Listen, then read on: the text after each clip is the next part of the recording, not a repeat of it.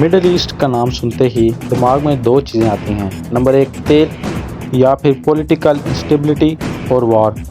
पिछले तकरीबन 100 साल से मिडल ईस्ट किसी न किसी वॉर या कॉन्फ्लिक्ट का शिकार रहा है, चाहे वो इराक हो, सीरिया हो, लेबनान हो, इजराइल फ़लस्तीन इशू हो या यमन हो।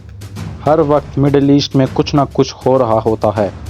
लाखों इंसान मारे जा चुके हैं, ट्रिलियंस ऑफ डॉलर वेस्ट किए जा चुके हैं, मगर अभी तक मिडल ईस्ट में कहीं भी पीस होता नज़र नहीं आ रहा। आखिर क्यों? आखिर क्या वजह है मिडल ईस्ट में इतनी स्टेबिलिटी है और इतनी वार्स हैं, इतनी कॉन्फ्लिक्ट्स हैं? इसके पीछे क्या वजह है? इस सवाल का जवाब बहुत ही कॉम्प्लिकेटेड है, क्योंकि मिडल ईस्ट एक ऐसा चेस बोर्ड है जिसमें बहुत सारे प्लेयर्स एक दूसरे के ख़िलाफ़ मुख्तलिफ चालें चल रहे हैं। लेकिन आज हू एंड हाउ के इस चैनल में हम आपको बताएंगे कि इसके पीछे असल वजह क्या है। और इस सवाल का जवाब जानने के लिए हमें तकरीबन 100 साल पीछे जाना पड़ेगा, जब आज के मिडल ईस्ट के बॉर्डर को डिसाइड किया गया और यहीं से ये बुराई की जड़ स्टार्ट हुई। कई साल तक ये पूरा Middle East Turkish Ottoman empire के अंडर था। 16वीं और 17वीं सदी के बीच ये एम्पायर हंगरी से लेकर यमन तक फैली हुई थी। इस पूरे किंगडम में हर तरह के लोग रहते थे, जैसे कि ज्यूज़, क्रिश्चियंस, मुस्लिम्स, पारसी, अरब और तुर्क्स। लेकिन फिर 19वीं सेंचुरी के बाद ऑटोमन एम्पायर का डिक्लाइन शुरू हो पड़ा, और यही वो टाइम था जब ब्रिटिश एम्पायर एशिया के अंदर अपना कंट्रोल बना रही थी। और ब्रिटिश एम्पायर को सबसे बड़ा खतरा ही ऑटोमन एम्पायर से था, बिकॉज उसके कंट्रोल को यूरोप से एशिया तक पहुंचाने के लिए यही ऑटोमन एम्पायर सबसे बड़ी रुकावट थी। इसी एम्पायर को तोड़ने के लिए ब्रिटिश एम्पायर ने मिडल ईस्ट पर अपनी कॉलोनीज बनाना शुरू कर दी। सबसे पहले 1820 में ब्रिटिश एम्पायर ने यूएई के साथ एग्रीमेंट किया, फिर 1839 में यमन के साथ, फिर 1861 में बहरीन के साथ, और फिर 1888 में इजिप्ट के साथ एग्रीमेंट किया, और फिर इन सारे एरियाज़ को अपने अंडर कंट्रोल ले लिया, जिसकी वजह से सुएज़ कैनाल का कंट्रोल ब्रिटिश एम्पायर के अंडर आ गया, और उनके लिए ऑटोमन एम्पायर को क्रॉस करके एशिया तक पहुंचना बहुत आसान हो गया। ऑटोमन एम्पायर इन ब्रिटेन के बढ़ते हुए कंट्रोल को देख रही थी, और वो ये जानती थी कि ब्रिटिश एम्पायर का ये बढ़ता हुआ इन्फ्लुएंस उसके लिए कितना ख़तरनाक साबित हो सकता है। इसीलिए 1914 में शुरू होने वाली वर्ल्ड वॉर 1 ऑटोमन एम्पायर ने जर्मनी का साथ दिया, और यही वो वक्त था जब ब्रिटेन और फ्रेंच एम्पायर ने यह डिसाइड किया कि इस ऑटोमन एम्पायर को किसी भी सूरत में तोड़ना है। इसी प्लान के लिए फ्रेंच और ब्रिटिश एम्पायर ने एक सीक्रेट एग्रीमेंट साइन किया, जिसका नाम था साइक्स-पिको एग्रीमेंट। इस एग्रीमेंट का मकसद ये था कि वर्ल्ड वॉर 1 ख़त्म होने के बाद ये सारा एरिया ब्रिटिश एम्पायर के अंडर चला जाएगा। ये एरिया एक इंडिपेंडेंट अरब स्टेट कहलाएगा, लेकिन रहेगा फिर भी ब्रिटेन एम्पायर के अंडर ही। और ये सारा एरिया डायरेक्ट फ्रेंच एम्पायर के अंडर होगा। ये एरिया एक इंडिपेंडेंट स्टेट कहलाएगा, लेकिन रहेगा फ्रेंच एम्पायर के अंडर ही। और ये सारा एरिया रशियन एम्पायर को दे दिया जाएगा। और ये फिर इज़राइल और फ़लस्तीन वाला एरिया एक इंटरनेशनल एडमिनिस्ट्रेशन के अंडर होगा।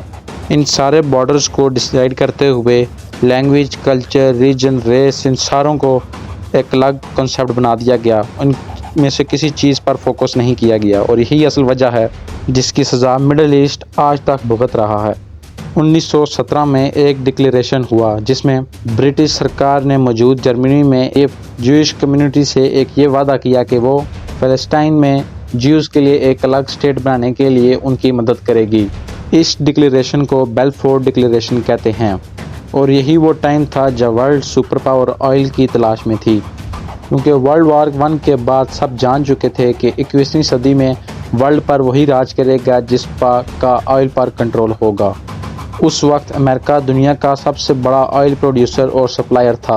ब्रिटेन की 80% ऑयल सप्लाई अमेरिका से आती थी, मगर उस वक्त अमेरिका के प्रेसिडेंट वुडरो विल्सन थे, जो एम्पायर के कंसेप्ट के बहुत ख़िलाफ़ थे, और इसी चीज़ को देखते हुए ब्रिटेन अमेरिका को रिलायबल नहीं समझता था, और वो हर कीमत पर अमेरिका से अपनी ऑयल डिपेंडेंसी को ख़त्म करना चाहता था।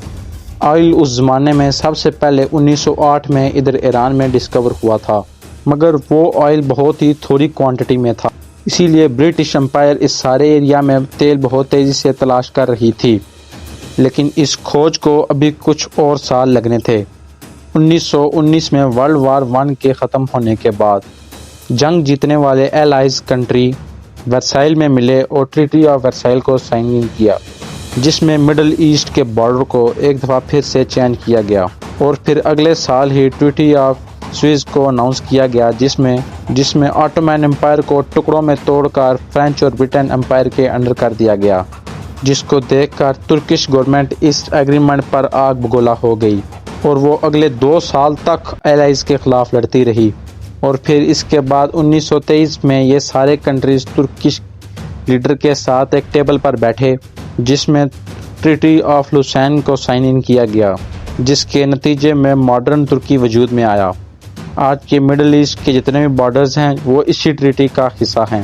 اس ٹریٹی میں ایک دفعہ پھر سے بہت ساری گراؤنڈ ریالٹیز کو اگنور کیا گیا، جیسے کہ کرد، جو کہ اس وقت اس سارے ایریا میں رہتے ہوتے تھے، جن کا کلچر، ریجن، ریس اور لینگویج ترکش سے بہت ہی ڈیفرنٹ تھا، پر اس سارے ایریا کو ترکش، سیریا، ایران اور عراق میں ڈیوائیڈ کر دیا گیا، اور پھر یہ کرد ان سب کنٹریز میں ایک مائنورٹی بن کر رہ گئے، جس کے بعد آج تک کرد لوگ اپنی انڈیپینڈنس کنٹری کے لیے کب سے موومنٹ چلاتے آ رہے ہیں۔ بغداد، موصل اور بصرہ کو عراق میں شامل کر دیا گیا، حالانکہ ان تینوں پروونس کے ڈیموگرافی بہت ہی ڈیفرنٹ تھے، جیسے کہ موصل میں میجارٹی کردش لوگ رہتے تھے اور بغداد میں سنی عرب مسلم رہتے تھے، جبکہ بصرہ میں زیادہ تر شیعہ عرب مسلم رہتے تھے۔ اسی طرح کویت، جو پہلے عراق کا حصہ تھا، اسے عراق سے سیپریٹ کر دیا گیا۔ فیوچر میں یہی وہ چیز تھی جو عراق کویت وار کا سبب بنی۔ اسی طرح لیبنان کو سیپریٹ کر کے ایک فرینچ اسٹیٹ کے اندر انڈیپینڈنٹ کنٹری قرار دیا گیا۔ اس وقت لیبنان میں 80% کرسچنز اور صرف 20% مسلم رہتے تھے۔ خیر، یہ ڈویژن بھی فیوچر میں بہت ساری پرابلمز کا سبب بنی۔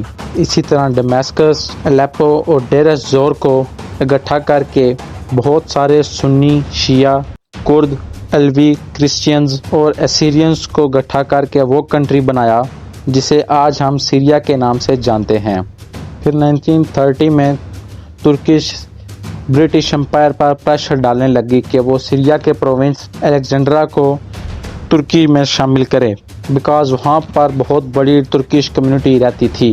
اب کیونکہ ترکی ورلڈ وار 1 میں پہلے ہی جرمنی کے ساتھ لڑا تھا، فرانس ڈر رہا تھا کہ ترکی دوبارہ جرمنی کے ساتھ نہ مل جائے۔ اسی وجہ سے فرانس نے ترکی کی بات مانتے ہوئے 1938 میں الیگزینڈرا کو سیریا سے الگ کر کے ترکی میں شامل کر دیا، اور اس ایریا کو آج انٹارکٹیکا کہا جاتا ہے، اور یہاں سے ترکی اور سیریا کی کنفلکٹ سٹارٹ ہوئی جو آج تک چل رہی ہے۔ اسی طرح سیریا اور عراق کی مین واٹر سپلائی یوفریٹ اور ٹیگریس ریور سے آتی ہے، اور یہ دونوں دریا ترکی سے چلتے ہیں۔ ترکی نے ان دونوں دریاؤں پر ڈیم بنائے جو آج ترکی، سیریا اور عراق کی کنفلکٹ کا بہت بڑا سبب بنے۔ دوستو، یہاں تک آپ کو وارز کا بڑا کنفلکٹ سمجھ میں تو آ گیا ہوگا۔ ملتے ہیں آپ کے ساتھ اگلی ویڈیو میں، تب تک کے لیے اللہ حافظ۔